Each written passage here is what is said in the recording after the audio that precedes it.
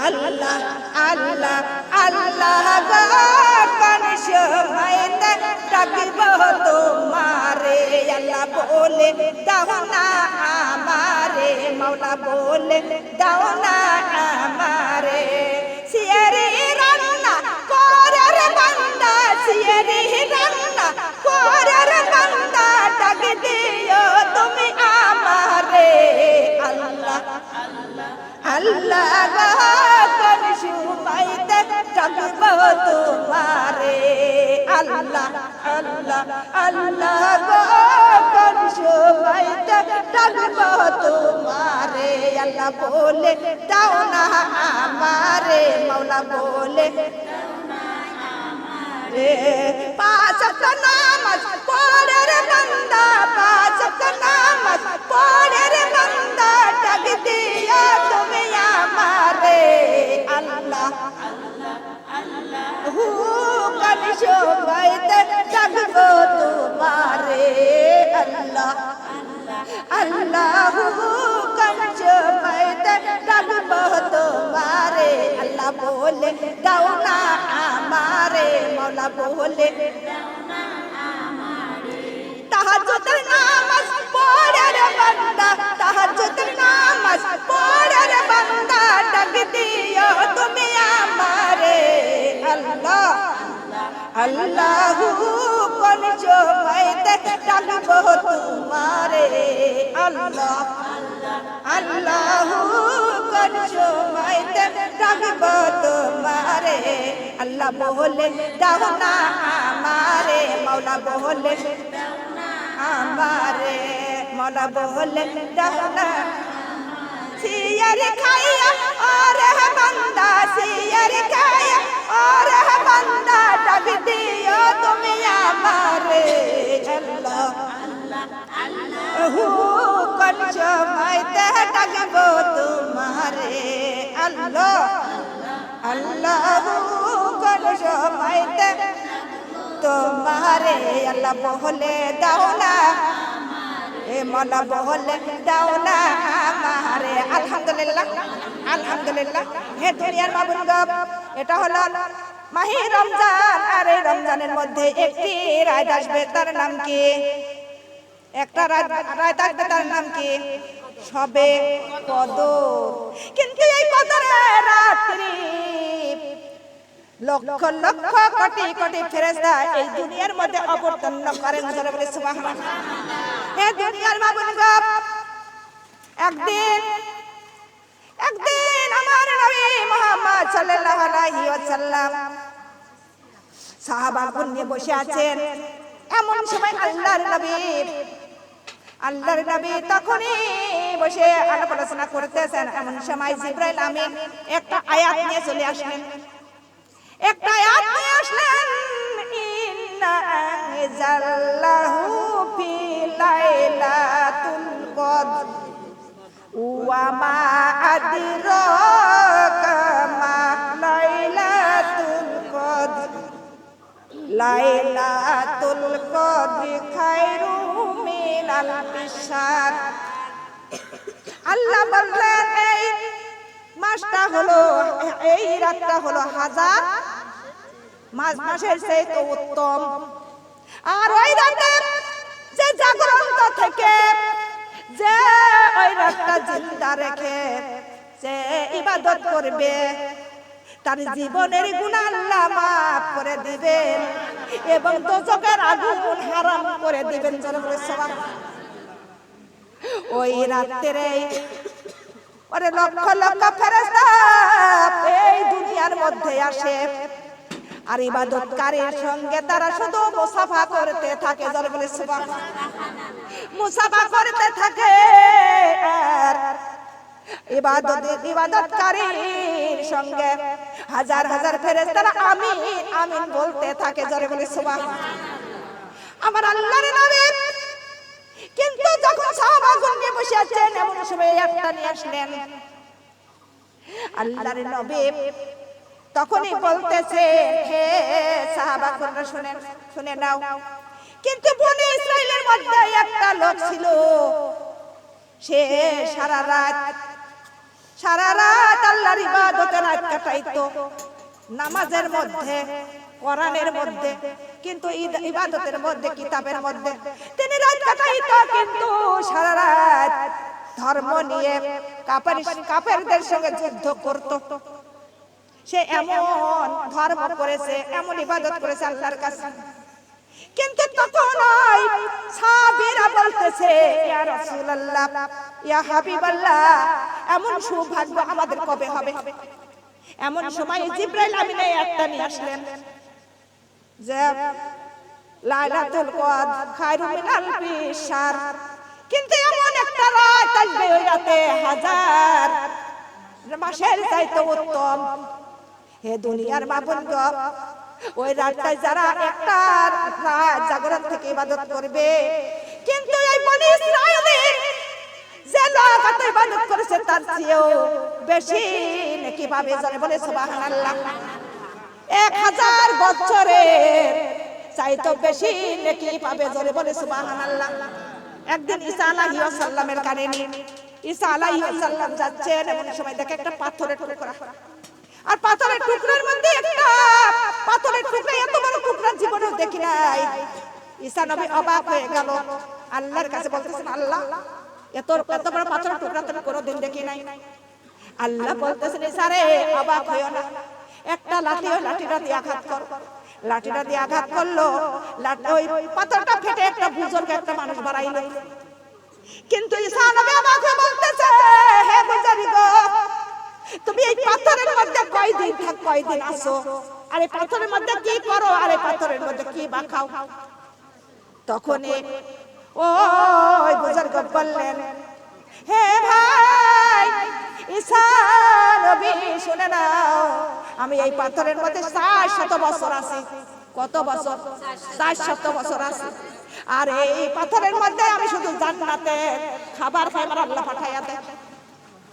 আর আমি 400 বছর ধরে এই পাথরের মধ্যে শুধু আল্লাহর ইবাদতে মগ্ন। জোরে বলে সুবহানাল্লাহ। ঈসা নবী অবাক হয়ে বলতেছে, হে বুজুর্গ, আমি আল্লাহর নবী হইয়া আজ পর্যন্ত জান্নাতের ফল খাইতে পারি নাই, কিন্তু এত ইবাদত করতে পারি নাই, কিন্তু তুমি এত ইবাদত করেছো। তখন এই বুজুর্গ বলতেছেন, ঈসা নবী, তুমি এত অবাক হইও না, আর কয়েকদিন পরে আখেরি নবী আসবে, আখেরি নবীর উম্মতগুলো আসবে, তার জন্য একটি রহমতের মাস আসবে, মাহে রমজান।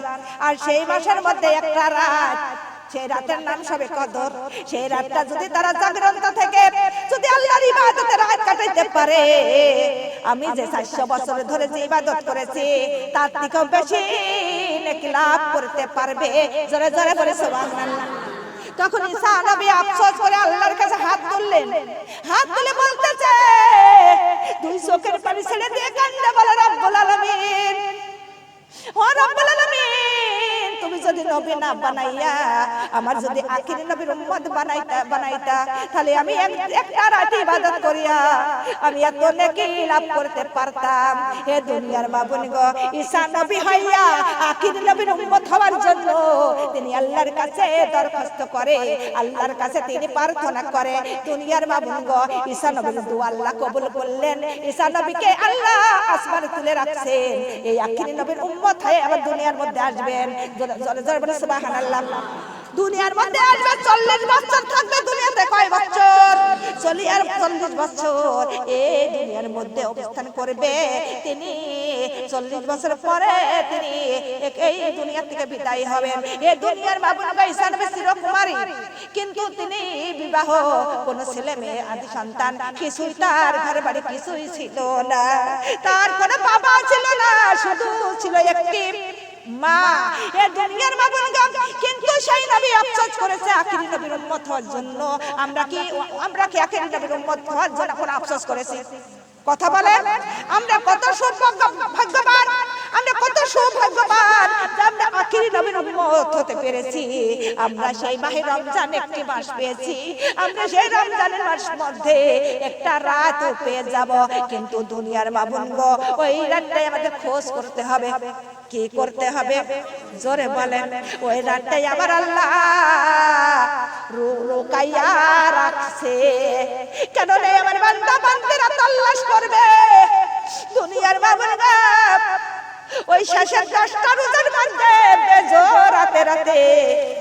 সবে কদর আসবে, কিন্তু বেজোড় রাত্রে কোন রাত্রি আসবে এটাই আমার আল্লাহ তার রাসূলকেও জানাই না। তাই আমার বান্দা বান্দিরা খোঁজ করবে, তালাশ করবে, তাই আমার আল্লাহ জানে নাই। তাই আমার আল্লাহর বান্দা আমরা আমাদের খোঁজ করার দরকার আছে কিনা কথা বলেন। আমাদের ওই বেজোড় রাত্রি 21 এবং 23 এবং 25 এবং 27 এবং 29 এই বেজোড় রাত্রি আমাদের কিছু কিছু নামাজ পড়তে হবে। কিন্তু আলেমগণরা মতামত করে তারা বলেছেন হয়তো 27 রাত্রে হতে পারে, কেননা 3টা হরফ এসেছিল। কয়টা? 3টা। লাইলাতুল কদর, ওয়া মাদরাকা মা লাইলাতুল কদর, লাইলাতুল কদর কয়টা হরফ? 3 নং 27। 3 নং কত হয়? 3 নং 27। তাই আলেমগণরা মতামত করে বলেছেন হয়তো এই রমজান এই 27 রাত্রে হয়তো সবে কদর হতে পারে, কিন্তু হবে এটা কেউ বলতে পারে না। তাই আমরা যে বেজোড় রাতগুলো আমরা ওই খোঁজ করব কোন রাত সবে কদর, কিন্তু যার ভাগ্যে জুটে যাবে কিন্তু তার আর কোনো টেনশন নাই, কিন্তু তার জন্য দোজখের আগুন হারাম হয়ে যাবে, আর তার দোজখের আগুন তার স্পষ্ট করবে না। জোরে বলে সুবহানাল্লাহ। হে দুনিয়ার বাবনগা, ওই রাত্রে সবে কদরের রাত্রে বেশি বেশি নামাজ পড়তে হবে। নফল নামাজ 2 রাকাত করে নিয়ত করবেন, কিন্তু প্রত্যেক রাকাতে একবার করে সূরা কদর দিতে হবে। ইন্না জাল্লাহু ফি লাইলাতুল কদর, এই সূরাটা একবার দিবেন, অথবা তার সঙ্গে 3 বার করে সূরা ইখলাস, অথবা 11 বার এমন করে দিয়ে দিয়ে পড়বেন। যতবার পড়বেন ততই নেকি। বসে থাকা যাবে না, ঘুম পাড়া যাবে না, আলসতা করা যাবে না। ওই রাতটাই আমরা আবার পাবো, এটা কি জীবনের গ্যারান্টি আছে? দুনিয়ার মাবুদগণ, ওই রাত্রি কোরআন খতম এবং কোরআন পড়বেন, বেশি বেশি সূরা ইয়াসিন, বেশি বেশি দুখান সূরা দুখান, এবং সূরা বেশি বেশি আমরা সূরা ওই আর রহমান, এইগুলা ভালো ভালো সূরাগুলো ওই রাত্রি পড়তে থাকবেন। তাসবিহ পড়বেন, জিকির করবেন, এবং আল্লাহর নবীর দরুদ পড়বেন। এই রকম করে করে আল্লাহর ইবাদত করতে করতে ওই রাতটা কাটাইয়া দিবেন। জোরে বলে সুবহানাল্লাহ। হে দুনিয়ার বাবনগো, ওই রাতটা শুধু গুনাহ মাফের রাত। আল্লাহর কাছে যা চাইবেন তাই আল্লাহ সেই দিন আপনি নিজ হাতে দান করবেন। জোরে জোরে বলি সুবহানাল্লাহ। হে দুনিয়ার বাবনগো, সবে কদরের রাত্রি সেই দিন জিবরাইল আমিন বিরাট একটা ফেরেশতার বাহিনী নিয়ে এই দুনিয়াতে অবতরণ করবেন।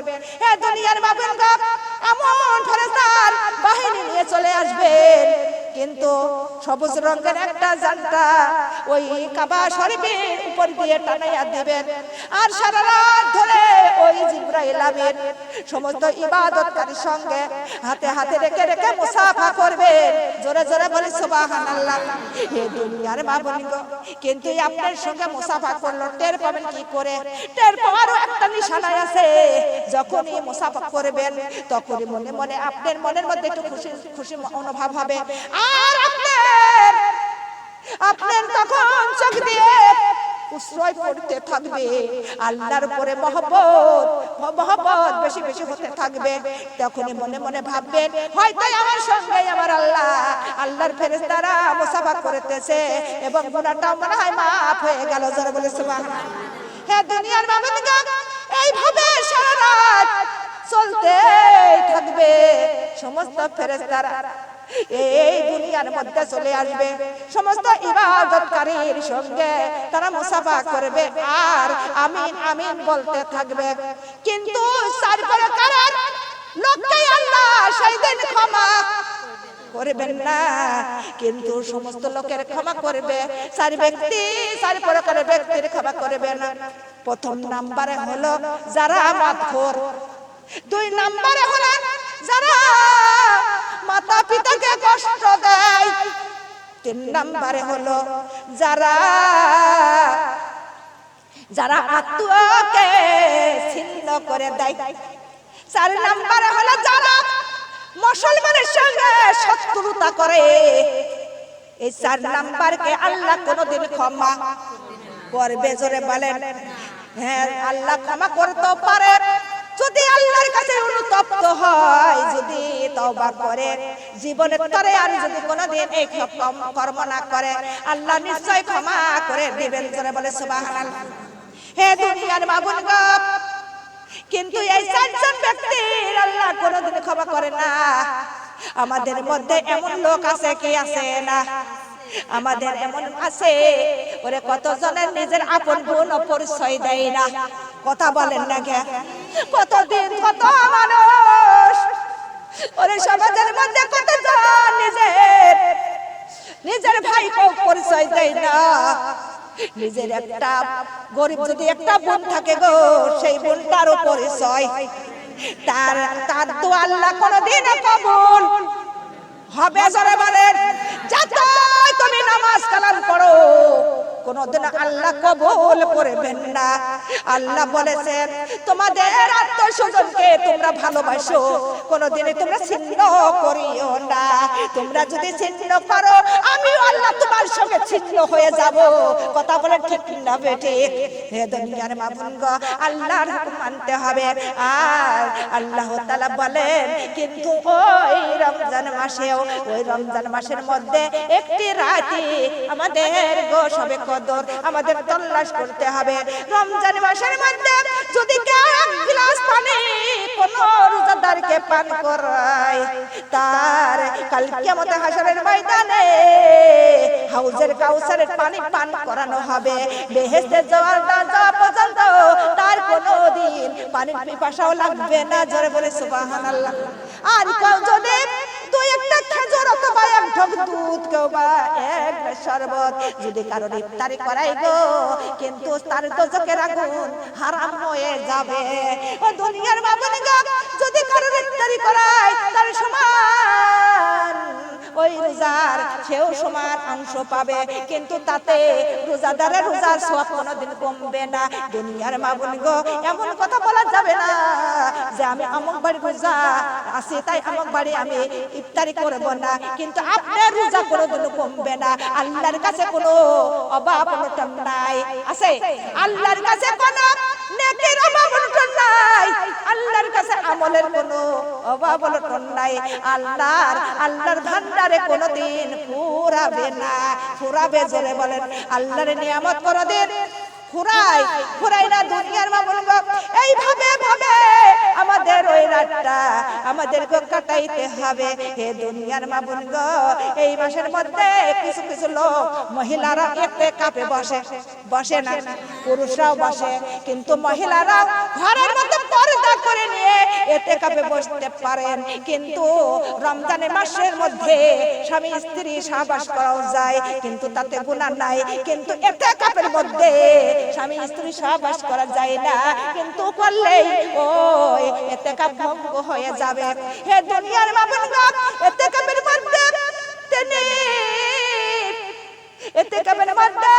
কিন্তু কোনো বাহির কথা বলা যাবে না।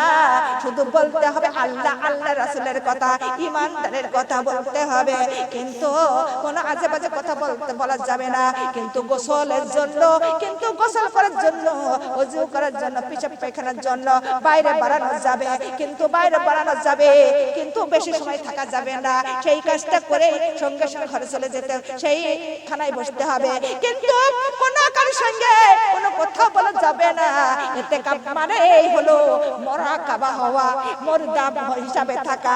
এই দুনিয়ার মাবুদ গো, আল্লাহর খুশি করার জন্য ইতিকাফে বসতে হয়। যে ব্যক্তি ইতিকাফে বসবে, তার দোজখের আগুন স্পষ্ট করবে না। জোরে জোরে বলে সুবহানাল্লাহ।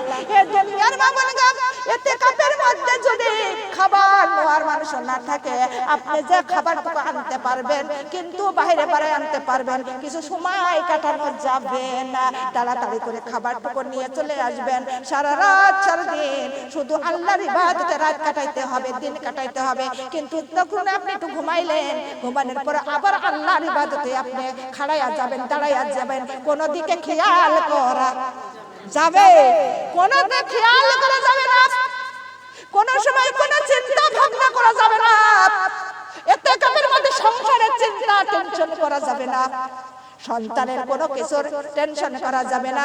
আর যদি আপনারা বাইরে বাড়ান এবং যদি দেরি করেন তাহলে আপনার ইতিকাফ ভঙ্গ হয়ে যাবে, বাতিল হয়ে যাবে। কিন্তু যদি বাতিল হয়ে যায় করোনায় আবার আপনি কাজা করতে পারবেন, কাজা করার নিয়ম।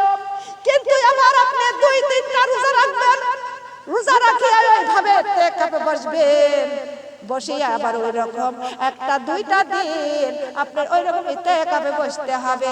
কিন্তু ইতিকাফ নাইতে হবে না, বাতিল হয়ে যায়। জোরে বলে সুবহানাল্লাহ।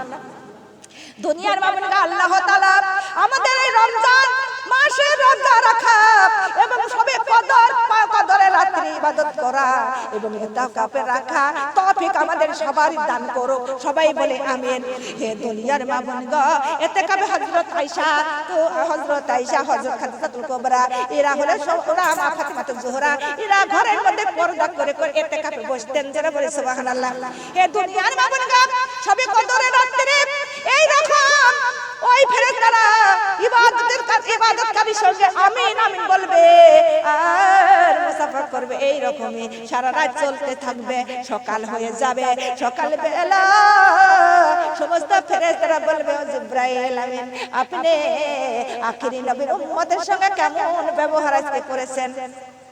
ও জিবরাইল আমিন বলবে, হে ফেরেশতারা শুনে নাও, আমার আল্লাহ সমস্ত ইবাদতকারীর গুনাহ maaf করে দিয়েছেন, ক্ষমা করে দিয়েছে। কিন্তু ওই 4 জন ব্যক্তির ক্ষমা আল্লাহ করে নাই। সেই 4 জন কারা বলেছে? কিন্তু আত্মস্বজনের সঙ্গে ছিন্ন করা যায় না। কত কত লোক এমন আছে মাগো, কতজন নিজের বারো পরিচয় দেয় না, আছে কি না? দুনিয়ার মাবুনকা আল্লাহকে ভয় করো। কার ভয়? আল্লাহকে ভয় করতে হবে। কার ভয়? আল্লাহর ভয়। আল্লাহ বলেন ইয়া ইউরাফুল মুজরিমুনা বিসিমাহুম ফায়ুখাজু বিন্নাওয়াসি ওয়ালাকিদা। আল্লাহ বলতেছেন যে তাদের অপরাধীদের মুখ দেখে আল্লাহ চিনতে পারবে। মুখ দেখে অপরাধীদের মুখ দেখে চিনতে পারবে। তার মাথার চুল এবং পাও ধরিয়া হাসরায়া টেনে হাজির করা হবে। এ দুনিয়ার মাগুনগা আল্লাহর চোখকে ফাঁকি দিতে পারে না। কিন্তু ওই সবে কদরের নামাজ পড়বেন 2 রাকাত, যখন হয়ে যাবে অন্তত 100 বার করে একটা দোয়া পড়তে হবে। দোয়াটার নাম হলো আল্লাহুম্মা ইন্নাকা আফুউন তুহিব্বুল আফওয়া ফাফু আন্নী ইয়া গফুরু ইয়া গফুরু। অন্তত 100 বার 2 রাকাত অথবা 4 রাকাত করে 4 রাকাত করে আপনারা 100 বার এই দোয়াটা পড়বেন। এই দোয়াটা হযরত আয়েশা রাদিয়াল্লাহু আনহা বলেন, কিন্তু এই দোয়াটা আল্লাহর নবী সবে কদর রাত্রি পড়তেন। আর আল্লাহর নবী হযরত আয়েশাকে ডাক দিয়ে বললেন, আয়েশা সবে কদরের রাত্রে তোমরা এই দোয়াটা পড়ে নিও। 4 রাকাত করে নামাজ আদায় করার পর অন্তত 100 বার করে পড়বে। যতবার পড়বে ততই তোমাদের জীবনের গুনাহ আল্লাহ maaf করে দিবেন। যারা বলে সুবহানাল্লাহ। আরেকবার বলবো, আল্লাহুম্মা ইন্নাকা আফুউন তুহিব্বুল আফওয়া ফাফু আন্নী ইয়া গফুরু ইয়া গফুরু। এই দোয়াটা অত্যন্ত 100 বার পড়তে হবে। আবার নামাজ শুরু করবেন, এইভাবে নামাজ শুরু করবেন। কিন্তু এই নামাজগুলো হলো নফল নামাজ। কি নামাজ? নফল ইবাদত। কিন্তু ওই দিন সূরা কদরের সঙ্গে যদি আপনি কিছু না পারেন, সূরা কদরের সঙ্গে অন্তত 3 বার করে সূরা ইখলাস অথবা বরকুল যাকে বলে আপনি 3 বার করে দিয়ে আপনারা কিছু নামাজ পড়বেন। এই রকম ভাবে নামাজ পড়ান এবং তাজবীহ, দুরূদ, কালিমা এইগুলো পড়ে আমাদের রাত কাটাইয়া দিবেন। আর রাত কাটাইয়া মুনাজাত করবেন, আল্লাহর কাছে ক্ষমা চাইবো, আল্লাহর কাছে মাফ চাইবো, আল্লাহ আমাদের ক্ষমা করে দিবেন। জোরে জোরে বলে সুবহানাল্লাহ। আল্লাহ হলো ইয়া রহমান। আল্লাহর নাম কি? ইয়া রহমান। আল্লাহ হলো কত দয়ালু। ওরে আল্লাহ হলো কত দয়ালু। 100 ভাগ মেয়ে আল্লাহ একটা ভাগ মেয়া এই সারা দুনিয়ার উপরে দিয়েছেন, আমার আল্লাহ 99 ভাগ মেয়া নিজেই রেখে দিয়েছেন। আর আমার আল্লাহ 99 ভাগ মেয়া রেখে দিয়েছেন, এক ভাগ মেয়া নিয়ে সারা দুনিয়ার উপরে আমাদের কত মহব্বত আছে কিনা জোরে বলেন। সন্তানের উপরে মহব্বত, স্বামীর উপরে, এমনকি মা বাবা ভাই বোনের উপরে, আমাদের আত্মীয় স্বজনের উপরে, দুনিয়ার বাবুরিগা আর 99 ভাগ আমার আল্লাহ না জানি তার বান্দা বান্দির উপরে কতই মায়া কতই দয়া। কথা বলেন ঠিক কি বেঠিক? হে দুনিয়ার বাবুরিগা, তাই আল্লাহর খুশি রাজি করিয়া আমরা যেন কবরে যেতে পারি, সবাই বলি আমিন। লা ইলাহা কালিমা লা ইলাহা সুবহানাল্লাহ লা ইলাহা সুবহানাল্লাহ লা ইলাহা কালিমা লা ইলাহা। মন যে আমার ব্যাকুল হায় রে, মন যে আমার ব্যাকুল হায় রে, যাইতা সোনার মদিনায়, সালাম করবো যে নবীজির রওজায়, সালাম করবো যে নবীজির রওজায়। মন যে আমার ব্যাকুল হায় রে, মন যে আমার ব্যাকুল হায় রে, যাইতে সোনার মদিনায়, সালাম করবো যে নবীজির রওজায়, সালাম করবো যে। উম্মতের কান্ডারি নবী, উম্মতে উম্মতি বলি, উম্মতের কান্ডারি উম্মতে উম্মতি বলি, কেন্দে কেন্দে নবী বুকে ভাষায়, সালাম করবো যে নবীজির রওজায়, সালাম করবো যে নবীজির রওজায়। মন যে আমার ব্যাকুল হায় রে, মন যে আমার ব্যাকুল হায় রে, যাইতে সোনার মদিনায়, সালাম করবো যে নবীজির রওজায়, সালাম করবো যে নবীজির রওজায়, সালাম করবো যে নবী রওজায়।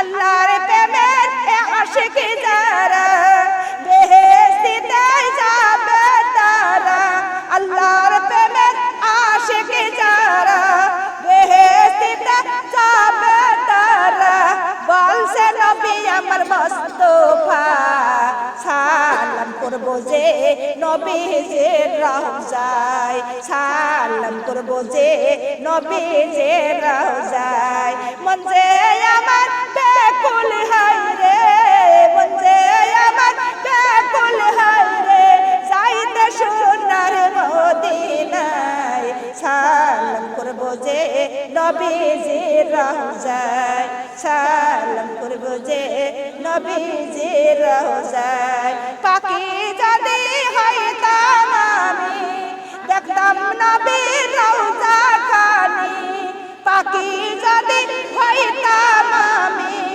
দেখতাম নবীর রওজা খানি, উড়ে যাইতাম সোনার মদিনায়, সালাম করবো যে নবীজির রওজায়, সালাম করবো যে নবীজির রওজায়। মন যে আমার ব্যাকুল হায় রে, মন যে আমার ব্যাকুল হায় রে, যাইতে সোনার মদিনায়, সালাম করবো যে নবীজির রওজায়, সালাম করবো যে নবীজির রওজায়। আলহামদুলিল্লাহ, আলহামদুলিল্লাহ। হে দুনিয়ার মামুনগা, কিন্তু সেই নবীজির ভালোবাসার দরকার আছে কিনা জোরে বলেন। হে দুনিয়ার মামুনগো, আল্লাহ তাআলা বলেন, আল্লাহ তাআলা বলেন, হে আমার বান্দা বান্দিরা, তোমরা আল্লাহর ইবাদত করো আর রাসূলের মহব্বত করো। কার ইবাদত করব? কথা বলেন। আল্লাহর ইবাদত করতে হবে আর রাসূলের মহব্বত করতে হবে। কার মহব্বত? রাসূলের। রাসূলের মহব্বত না করলে আমার আল্লাহ কোনদিন তার ভালো বাসবে, জোরে বলেন। আর রাসূলের যদি মহব্বত না করেন, রাসূলের যদি আপনারা সুন্নাত না মানেন, রাসূলের যে যে কর্ম করেছে সেই সব কাজ কর্ম যদি আমরা না করি, রাসূল আমাদের কোনদিনও শাফায়াত করবে, জোরে বলেন। ও দুনিয়ার মাবুন গো, কাল কিয়ামত হাসরের ময়দানে আমার নবী যখন শাফায়াত করতে যাবে, আমার দয়ার নবী বয়ান নবী, সেই সময় গো আমার আল্লাহ একটা কালো পর্দা, একটা পর্দা টানায়া দিবে, একটা রশি ফেলাইয়া দিবে, কিন্তু আমার আল্লাহর নবী ওই পাশে যাওয়ার ক্ষমতা হবে, কিন্তু তার উম্মতের শাফায়াত করার ক্ষমতাও আমার আল্লাহর নবী তো উম্মতেরই পাগল, কথা বলে ঠিক না বেটি? উম্মতেরই পাগল, উম্মতে উম্মতে বলে তিনি কান্দে থাকবে আর বলবে, হে আল্লাহ, হে আমার প্রভু, হে আমার রহমান, আমার উম্মতের কাছে কেন যাইতে দিন না, আমার উম্মতের শাফায়াত করতে কেন যাইতে দিচ্ছেন না, কেন আমার মাঝখান দিয়ে আপনি রশি টানাইয়া দিলেন, বাদ ফেলাইয়া দিলেন। আমার আল্লাহ ডাক দিয়ে বলবেন, হাবিব, আমি যা জানি তুমি তা জানো না, কিন্তু তোমার এই উম্মত গুলো দুনিয়ার মধ্যে তোমার কথা কোনোদিনও মানি নাই, এরকম লোক আছে কি আছে না? আমার আল্লাহ বলে না, আমার বন্ধু শুনে নাও, ওই দুনিয়ার মধ্যে তোমার এই গুনাহগার উম্মতরা তোমার কথা মানি নাই, তোমার অনুসরণ করে নাই, তোমার ইসলাম নিয়ে বিরোধতা করেছে কিনা? দুনিয়ার মাবুন গো, কোরআন নিয়ে কত লোক বিরোধতা খাটে কি খাটে না? কথা বলেন না কে? হে দুনিয়ার মাবুন গো, তাই তোমার এই উম্মতের আমি শাফায়াত করতেও সুপারিশ করতেও দেব না। এটা কার হুকুম? জোরে বলেন। আমার আল্লাহর হুকুম। আমার আল্লাহ যা জানে রাসূল গুনটা তা জানে না, আর রাসূল গুনটা যা জানে সাধারণ মানুষ তা জানে জানে না। হে দুনিয়ার মাবুন গো, কিন্তু আল্লাহর ইবাদত করো, আল্লাহ রাসূলের তোমরা অনুসরণ করো এবং মহব্বত করো। রাসূল ছাড়া কারোর উপায় আছে? কারোর উপায় থাকবে না সেই দিন। রাসূল রাসূল বলে চিৎকার করলেও কোনো লাভ হবে? এ দুনিয়ার মাবুন গো, কিন্তু আমাদের বিশ্ব জগতের নারীদের সর্দারে হলেন মা ফাতেমা জোহরা। মা ফাতেমা জোহরা কোনদিন রোজা কাজা করেছে? একটা খেজুর খাইয়া তিনি রোজা, একটা রুটি খাইয়াও রোজা, এমনকি এক ঢোক পানি খাইয়া, ওরে একে একে এক ঢোক করে পানি খাইয়া তারা 3টা 4টা রোজা রাখতো, তাও কোনদিন রোজা ভাঙেছে? জোরে বলেন। কোনদিন রোজা ভাঙেন নাই, রোজা কাজা করেন নাই, কিন্তু তারা এত আল্লাহর প্রেমিক ছিলেন, আল্লাহর ভালোবাসতেন, আল্লাহর মহব্বত করতো। সেই আল্লাহ আল্লাহ আছে কিনা? কথা বলেন। হে দুনিয়ার মাবুন গো, সেই আল্লাহ আল্লাহ আছে, কিন্তু আল্লাহ বলেন, আল্লাহ বলতেছেন নূরুন কুদুহান নাসু ওয়াল হিজারাত। আল্লাহ বলতেছেন যারা আল্লাহ নিশ্চয় জাহান্নাম সৃষ্টি করেছেন, আর ওই জাহান্নামের আগুন বানাবে একমাত্র মানুষের পাথরে দিয়া। কি দিয়া? জোরে বলেন। মানুষের পাথরে দিয়া। কিন্তু ওই জাহান্নামের আগুন হবে, কিন্তু খড়ি হবে কোন মানুষ? যারা তো আল্লাহর সঙ্গে নাফরমানি করে। কথা বলেন ঠিক না বেঠিক? যারা আল্লাহর সঙ্গে নাফরমানি মুনাফিকি করতেছে, আল্লাহ রাসূলের সঙ্গে বেঈমানি করতেছে, তারাই তো যাবে ওই জাহান্নামে। কোন সন্দেহ থাকবে? জোরে বলেন। কোন সন্দেহ নাই, কোন ভেজাল নাই, তারাই যাবে ওই জাহান্নামে। লা ইলাহা কালিমা, লা ইলাহা কালিমা, লা ইলাহা কালিমা, লা ইলাহা ইল্লাল্লাহু মুহাম্মাদুর রাসূলুল্লাহ সাল্লাল্লাহু আলাইহি ওয়াসাল্লাম। কবর থেকে বলছি মাগো, কবরের কি জানতা না,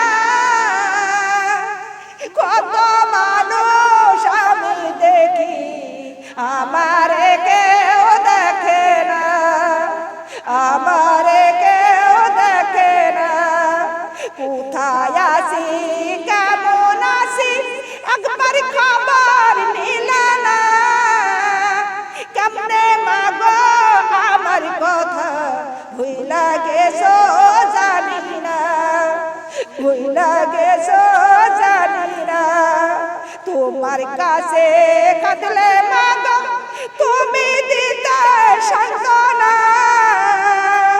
কবরেতে কান্দি মাগো সান্ত্বনা দিতে এলে না, সান্ত্বনা দিতে এলে না, একটু পর পর মাটি মাগো এসে আমায় চাপা দেয়, মাটির চাপে মাগো আমি মাটির সাথে মিশে যাই, মাটির সাথে মিশে যাই, পানি খাইতে চাইলে মাগো গরম পানি এনে দেয়, গরম পানির তাপ লাগিয়া সারা শরীর পুড়ে যায়, সারা শরীর পুড়ে যায়, ফেরেশতারা এসে মাগো হাত পায়ে বান্ধিয়া ওই তো চোখের আগুনে মাগো আমারে দায় ফেলাইয়া, আমারে দায় ফেলাইয়া, আল্লাহর যারা প্রিয় বান্দা ফেরেশতা এসে সালাম দেয়, গুনাহগারের লইয়া মাগো সাপের সামনে খাইতে দেয়, সাপের সামনে যারা আল্লাহর মুমিন বান্দা ফেরেশতা এসে সালাম দেয়, গুনাহগারের লইয়া মাগো সাপের বুকে খাইতে দেয়, সাপের বুকে খাইতে দেয়, দুনিয়াতে থাকতে মাগো নামাজ কোরআন পড়ি নাই, তাইতে মাগো আমার ভাগ্যে কবরে সুখ মিলি নাই, কবরে সুখ মিলি নাই, দুনিয়াতে থাকতে মাগো খাসি পর্দা করি নাই, তাইতে মাগো আমার ভাগ্যে কবরে সুখ মিলি নাই, কবরে সুখ, দুনিয়াতে থাকতে মাগো স্বামীর হুকুম মানি নাই, তাইতে মাগো আমার ভাগ্যে কবরে শান্তি মিলি নাই, কবরে শান্তি, আরো কত সাজা মাগো অন্ধকার কবরে দেয়, ভুলতে গেলে কষ্টে মাগো বুকটা আমার ফেটে যায়, বুকটা আমার ফেটে যায়, কবর থেকে বলছি মাগো কবরের কি যন্ত্রণা, ওই কবরে কত জ্বালা পরাণে বাসে না, পরাণে বাসে